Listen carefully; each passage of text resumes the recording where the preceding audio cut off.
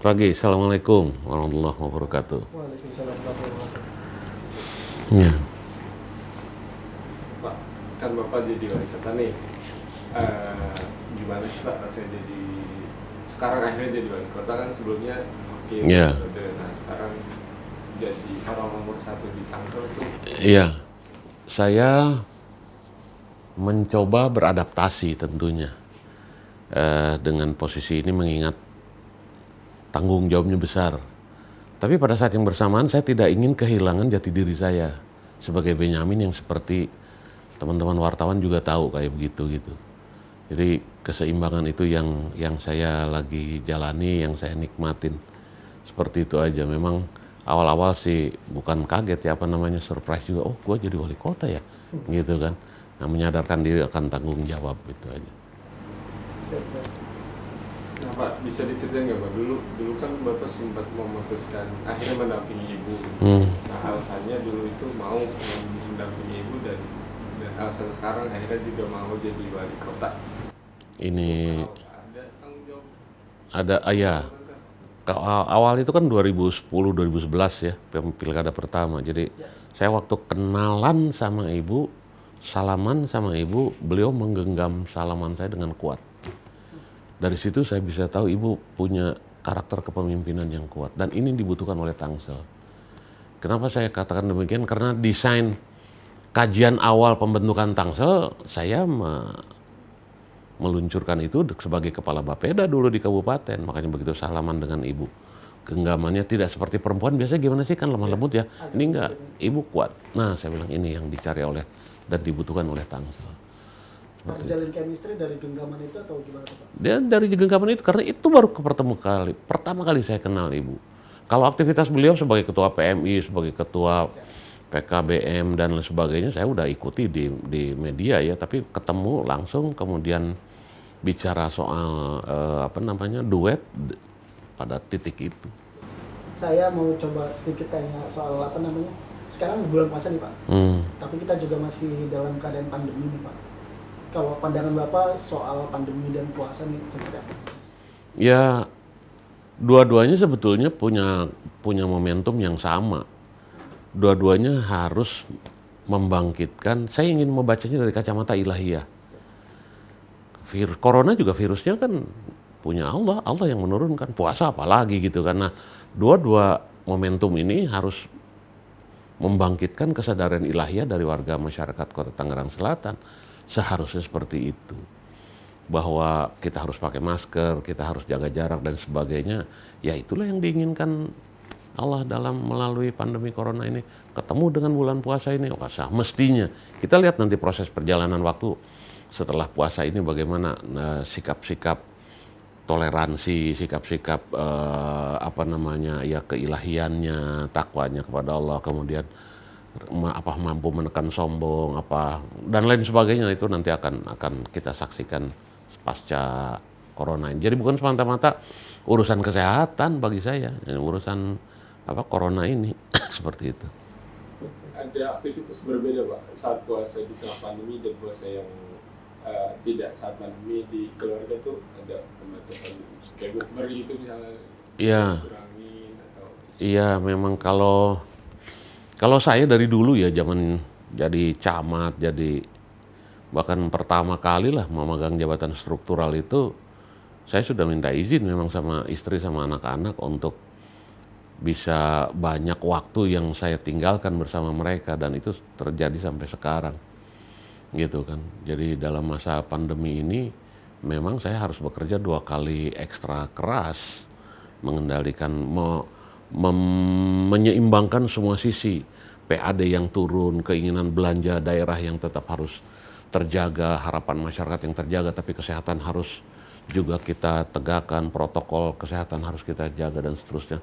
Keseimbangan itu yang sekarang ini luar biasa, dan mudah-mudahan dengan pengalaman saya puluhan tahun di pemerintahan, di organisasi kemasyarakatan, ya itu bisa membantu saya dalam menyikapi setiap kejadian-kejadian, bukan per hari lagi, per detik kalau perlu gitu.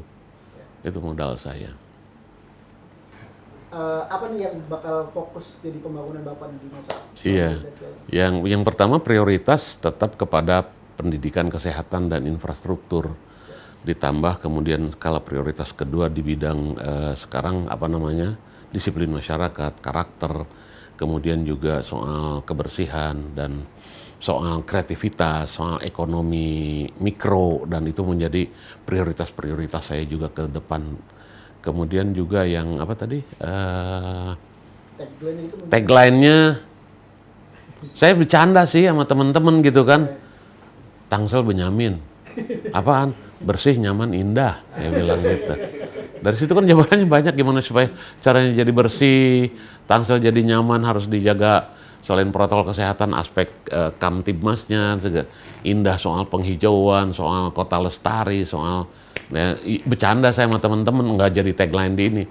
Tapi paling tidak di rencana visi misi saya ya unggul Tangsel. Harus unggul, seperti itu.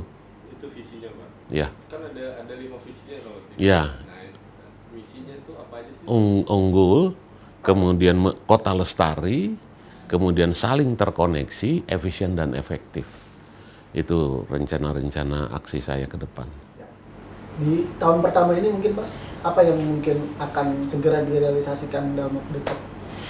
Saya sedang melaksanakan APBD hasil perencanaan tahun 2020 yang lalu.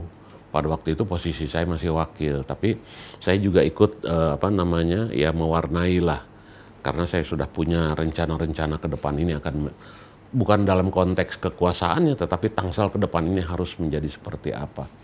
Makanya yang pertama sedang saya kerjakan saat ini adalah virus coronanya dulu, pengendalian virus corona ini, apalagi sekarang ada strain baru di kita. Kemudian juga setelah virus corona yang sedang dilakukan, ya saya mencoba untuk mendinamisasi teman-teman OPD. Saya lakukan kaji ulang terhadap rencana-rencana kegiatan mereka. Di bidang pembangunan jalan, misalnya infrastruktur, kita mencoba untuk ketika kita tidak melakukan pelebaran jalan, maka optimalisasi dari badan jalan yang ada itu harus kita lakukan. Artinya, kalau ada sedikit bahu jalan gitu misalnya ya, dari sisi jalan itu ada bahu jalan sedikit masih aspal, itu akan kita lakukan masih tanah, maksud saya akan kita lakukan penetrasi dengan aspal yang tidak terlampau keras misalnya. Kemudian juga gorong-gorong sekarang sedang saya mintakan ke teman-teman dinas PU untuk dilakukan penanganan, pembenahan gorong-gorong. Apakah ada kegiatannya di APBD atau melalui gotong royong masyarakat? Seperti itu yang lagi saya dorong. Pendidikan, kita lagi mencoba menangani 2 hal yang utama. Yang pertama adalah PPDB ini di tengah pandemi harus berjalan aman, lancar. Kemudian juga soal sekolah tatap muka. Nah, ini juga masih dilakukan kajian-kajian, kita lihat perkembangan angka-angka COVID-nya seperti apa. Apakah Tangsel akan memulai sekolah tatap muka atau kita lihat seperti apa. Tapi targetnya Juli lah kira-kira sekolah tatap muka. Tergantung angka COVID. Kalau angkanya COVID-nya naik tinggi lagi, jangan diharap Juli kami bisa buka sekolah tatap muka. Atau ketika kita buka sekolah tatap muka, ternyata angka COVID naik, kemudian ada klaster baru di pendidikan, itu saya tutup lagi. Saya tidak ragu untuk mengambil kebijakan seperti itu. Antara seperti itu yang sedang. Dan kalau kesehatan otomatis ya, dengan pandemi ini teman-teman saya sudah minta ke dinas kesehatan, jajaran teman-teman medis, para medis untuk menyemangati mereka bergarda terakhir, teman-teman medis dan para medis ini untuk menegakkan lagi kesehatan Tangsel. Pak, ada integrasi Pak dari program mungkin dari Bu Airin dan Bapak, sekarang Bapak dan Pak Pilar mungkin integrasi program. Ya, kesinambungan pembangunan itu bukan itu mutlak bagi proses pemerintahan ya.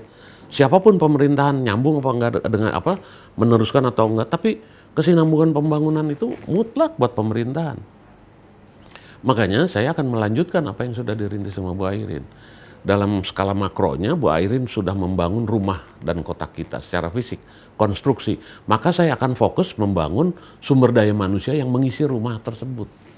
Melalui pendidikan lagi, melalui sandang pangan, melalui pelayanan ekonomi mikro, melalui kesehatan, banyak hal. Nah di situ kesinambungannya, bukan Bu Airin ngebangun jalan di sini, kemudian saya potong, saya ngebangun jalannya di sini, nggak begitu. Justru makanya mutlak Saya orang bapeda lama gitu ya.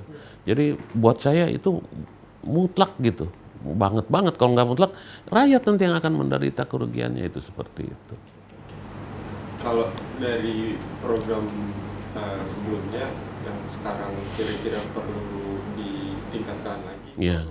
Ya, misalnya pembangunan infrastruktur sekolah dasar dan sekolah menengah, SMP, SD dan SMA, SMP oleh ini. Itu masih ada beberapa memang yang kemarin yang belum tersisa karena keterbatasan anggaran, itu akan kita lanjutkan. Kemudian juga di bidang kesehatan misalnya, Ibu Wali sudah membangun sampai rumah sakit tipe C di Pondok Aren dengan di Serpong Utara. Saya akan membangun rumah sakit tipe D nanti ke depan di paling tidak tiga rumah sakit tipe D lah. Intinya dari puskesmas yang ada sekarang ini, saya tingkatkan kelasnya menjadi rumah sakit tipe D. Misalnya Setu, kan jauh, ke Pamulang jauh, Pondok Aren jauh, ke Serpong Utara jauh. Ya kita puskesmas di salah satu puskesmas di Setu, itu kita tingkatkan jadi rumah sakit tipe D. Jadi layanan kesehatan ini kita dekatkan kepada masyarakat sedekat-dekatnya. Seperti itu antara lain, kesinambungannya tuh konsep kesinambungannya kayak gitu. Pak Wali, kalau soal pembangunan infrastruktur ketika Pak Wali jadi wakil selama 10 tahun, terus pun ke depan akan seperti apa nih? Selama 10 tahun seperti apa dan ke depan akan seperti apa? Ya alhamdulillah ya, dari sisi kuantitatif sudah banyak infrastruktur jalan misalnya, itu sekarang sudah 400 km lebih jalan di kota Tangerang Selatan milik pemerintah kota, itu sudah dalam status sangat baik dengan konstruksi beton rigid gitu kan. Kemudian saya nanti akan melengkapi dengan drainase yang maksimal, drainasenya. Antara lain seperti begini, saya sudah bicarakan dengan teman-teman dinas mungkin tahun 2022 karena anggaran baru di sana nanti. Unitnya itu drainase di samping kiri kanan jalan. Kalau sekarang mungkin tingginya hanya 60-80 cm, saya pengen lebih daripada itu, misalnya 1,2 meter. Kenapa? Untuk memperbanyak daya tampung debit airnya. Karena sekarang dengan 60 atau 80 cm ditambah sedimen, pasir, tanah, sendal, jepit, apa segala macam, kan makin sedikit air yang bisa ketampung. Nah, antara seperti itu. Saya lengkapi. Jadi jalan-jalan kita yang sudah relatif bagus ini, kemudian juga tidak mustahil nanti untuk menambah nyaman masyarakat, jalan yang sudah di beton ini saya akan penetrasi ulang melalui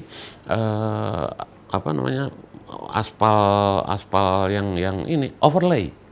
Saya akan overlay pada beberapa ruas jalan tertentu nanti ke depan, dan itu sudah saya diskusikan dengan teman-teman di dinas misalnya. Tinggal gas. Karena membangun jalan baru pasti prosesnya panjang. Saya pengen di belakang, di kali-kali ini, kita ada beberapa kali. Itu kita bikin di bibir, di bahu sungainya, garis sempadan sungainya, itu kita bikin jalan. Ya sekarang itu prosesnya panjang lah. Itu jalan baru itu tidak, pembebas lahannya, segala macam, nggak mudah itu. Kalau ini Pak soal dampak pandemi ke ekonomi ini kan pasti berdampak. Apa yang dilakukan untuk coba membangun yang semua sisi kehidupan ekonomi terdampak banget ya. Yang saya dapatkan angka UMKM itu sirkulasi penjualannya itu turun sampai 60% mereka.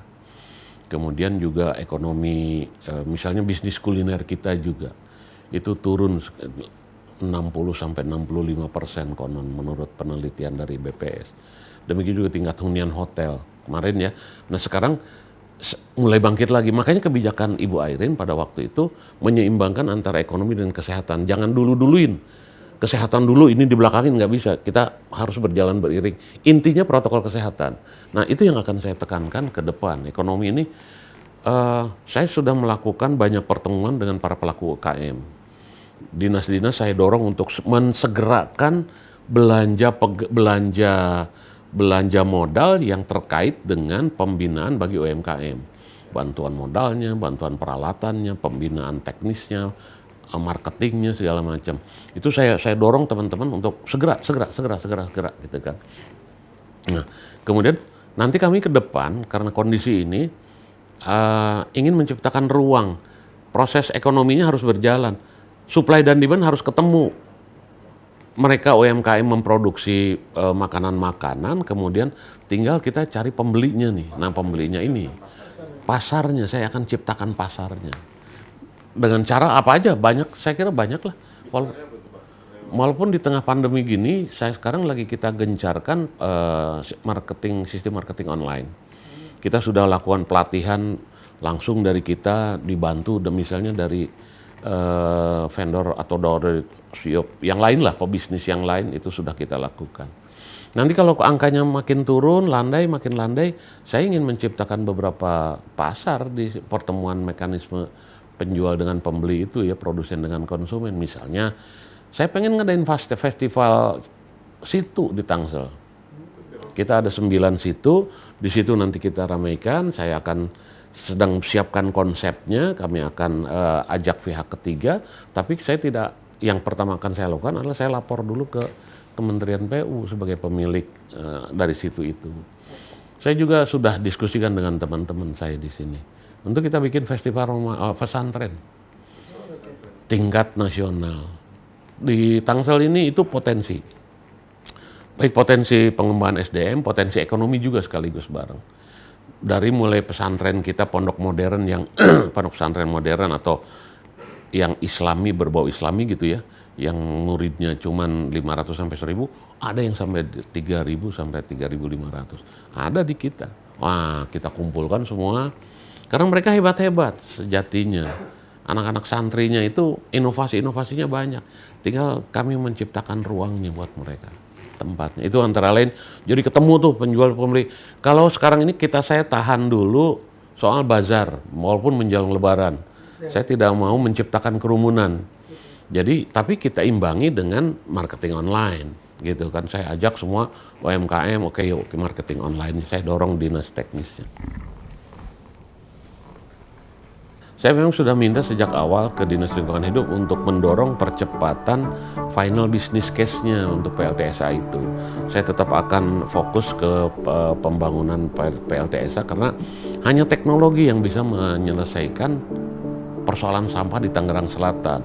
Perharinya 1000 ton, itu dengan posisi 1.700.000 atau 550.000 kepala keluarga, sekarang ini hampir 1000 ton per hari.